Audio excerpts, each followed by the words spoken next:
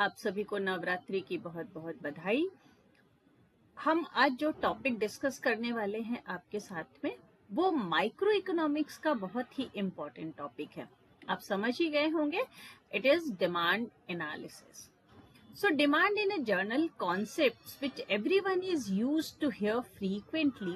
We all have encountered this word demand in our life. हर दिन हम अपनी daily life में ये वर्ड एक दो बार तो जरूर यूज करते हैं ना.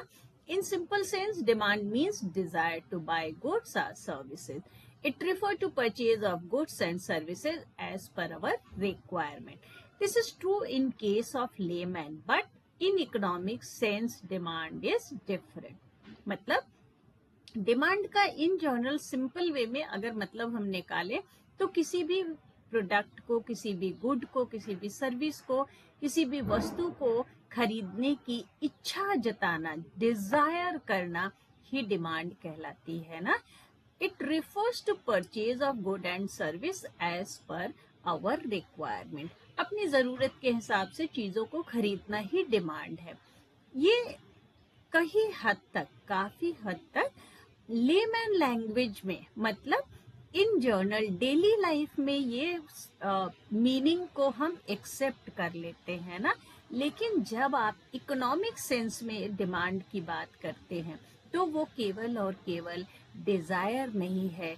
अपनी जरूरत के हिसाब से वस्तु को या किसी गुड या सर्विस को खरीदना ही डिमांड नहीं है. तो हम इकोनॉमिक्स में डिमांड को कैसे डिफाइन करेंगे? We will see here.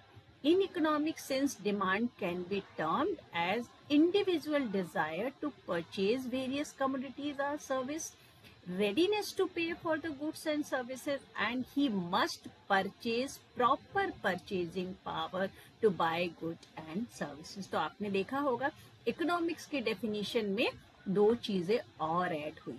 Dzire, but obviously Dzire तो होगा ही. क्यों? क्योंकि जब तक आप किसी चीज को खरीदने की इच्छा नहीं रखेंगे आप खरीद नहीं सकते. कोई अच्छी बुक है, आप पढ़ना तो चाहते हैं लेकिन आप उसको खरीदना नहीं चाहते. आप सोचते कोई मुझे गिफ्ट करे तो पढ़ लूंगी, अदरवाइज नहीं. तो फिर डिमांड तक तो आप पहुंच ही नहीं पाएंगे. लेकिन डिजायर रखना ही डिमांड की डेफिनेशन नहीं है. डिजायर के साथ साथ दो चीजें और ऐड हो रही हैं. वो क्या क्या है? विलिंगनेस और रेडीनेस टू पे. आप पे करने के लिए तैयार हैं कि भाई मुझे किसी भी हद में ये बुक चाहिए, ये जो अच्छी बुक है जिसको मैं पढ़ना चाहती हूँ या मैं पढ़ना चाहता हूँ, उसको खरीदने के लिए आप तैयार हो. और खरीदने के लिए अगर आप तैयार हैं तो कब तैयार होंगे? जब आपके पास परचेजिंग पावर होगी ना, आपके पास खरीदने की क्षमता होगी, आपके पास उतने पैसे होंगे कि आप उसको खरीद सके. तो in economics demand, definition of demand include three elements. It's not only the desire ना that we use in a layman way.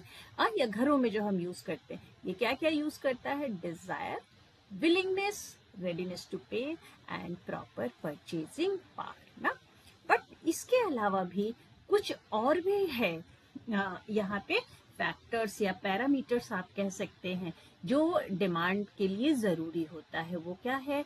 Time frame, geographical location, price of goods and services, nature of season and economical factor. एक छोटे से example से हम समझते हैं. यहाँ पे आप देखिए कि Maruti Suzuki Ertiga VDI diesel गाड़ी की 400 यूनिट मार्केट में है या कंपनी के पास है ना, और हर यूनिट की कॉस्ट है 10 लाख रुपए.